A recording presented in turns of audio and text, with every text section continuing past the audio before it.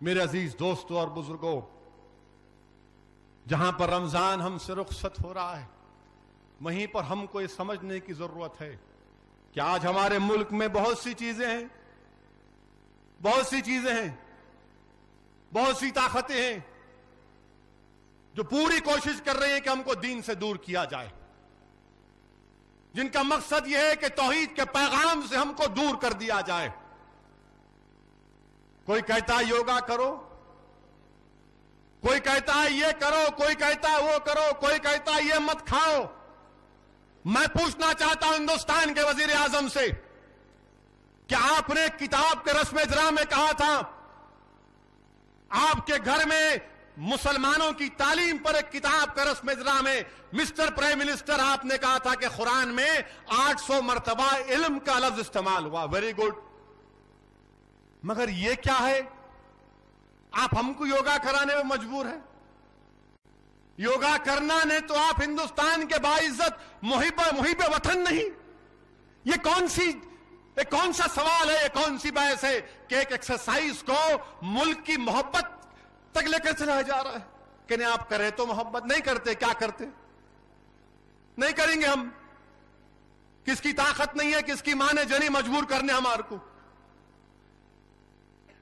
कौन सा गुनाह किया हम, कौन सा कानूनी गुनाह किया? मगर ये कौन सी बात है कि नहीं करना कहते? क्यों करना भाई? मिस्टर प्राइम मिनिस्टर, जरा आप ये भी तो देखो, आप नाक से, हाथ से, पेट से सांस ले रहे, मुल्क में क्या आ रहा है ये भी तो देखो। ललित मोदी का स्कैंडल हुआ, प्राइम मिनिस्टर यूं हरी। व्यापम स्कैंडल हुआ तो यूं। क्या है भाई साहब? आप मुल्क के वजीर आजम हैं,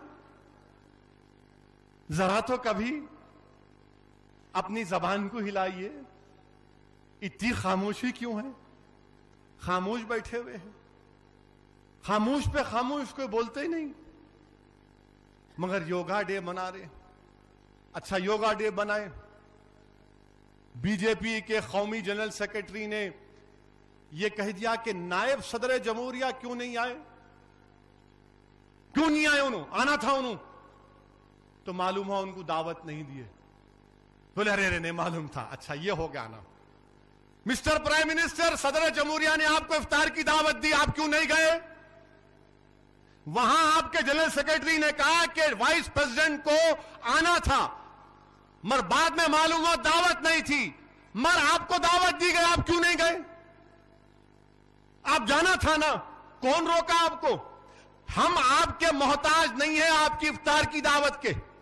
हम तो उम्मीद भी करेंगे और मुझे पूरा यकीन है मिस्टर प्राइम मिनिस्टर कि आइंदा 4 साल में आप कभी रोजा की दावत की इफ्तार करेंगे भी नहीं। अगर आप करेंगे भी तो हम नहीं जाएंगे इंशाअल्लाह होता।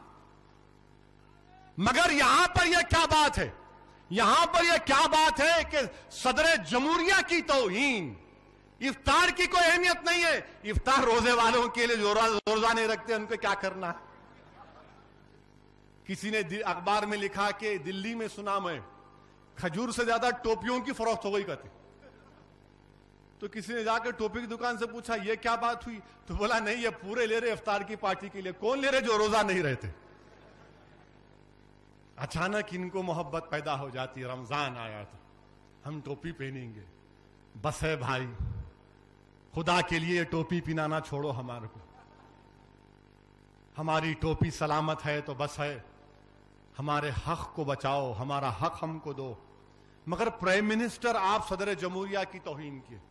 हिंदुस्तान के कॉन्स्टिट्यूशन में प्रेसिडेंट ऑफ इंडिया, सदर जमहूरिया पहला सिटीजन है। क्या है? पहला सिटीजन है। आप नहीं गए, ठीक है। उनके चाहने वाले ने कहा नहीं, उनको शौक नहीं है, रोजा बड़ी मुतबरी की इबारत है, क्यों जाना उन्होंने? अच्छा, ये बात है। उसूल की अगर आप बात करें तो फिर रिजर्वेशन दो। महाराष्ट्र के मुसलमानों को अगर उसूल की बात कर रहे, अगर उसूल की बात कर रहे हैं तो हमारे बीफ बैंक के नाम पर लाखों मुसलमानों को जो बेरोजगार कर दिए महाराष्ट्र में, उसको बहाल करो आप अगर उसूल की बात कर रहे हैं। मगर नहीं, खामोश बैठे हुए हैं। मेरे अजीज दोस्तों, ये हालात हैं। मैं कल अखबार में, कल इंटरनेट पर एक फर्स्ट पोस्ट न्यूज वेबसाइट में एक न्यूज पढ़ा जिसमें फर्स्ट पोस्ट एडिटर का आर्टिकल है, जिसमें उन्होंने लिखा कि जो बेअंत सिंह के कातिल हैं रजौना, बलवंत सिंह रजौना, मजमून में लिखा कि याकूब मेमन को फांसी में देने से पहले बलवंत सिंह रजौना, जो चीफ मिनिस्टर पंजाब को मारा जेल में, उसको फांसी दो। उन्होंने आर्टिकल में लिखा कि राजीव गांधी को मारने वाले संतन, मुरुगन, पनविसलन, इनको फांसी दो।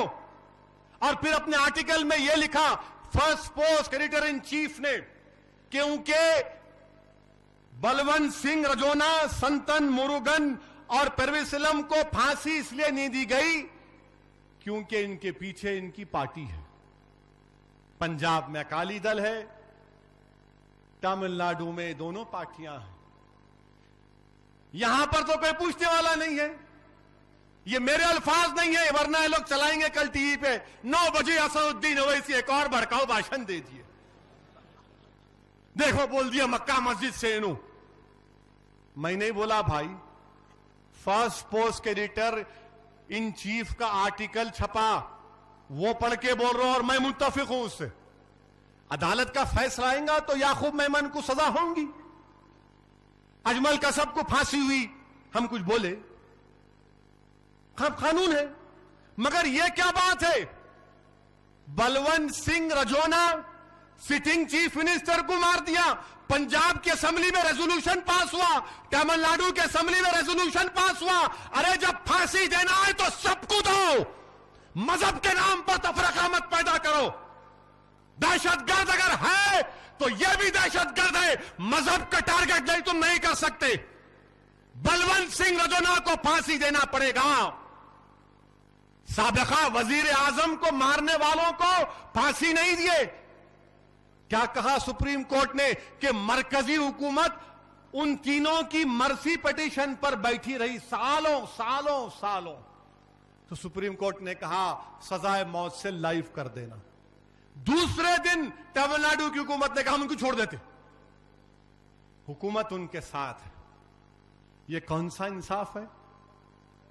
क्या यह भड़काऊ भाषण है? क्या यह हकीकत नहीं है? फर्स्ट पोस्ट के एडिटर इन चीफ का आर्टिकल,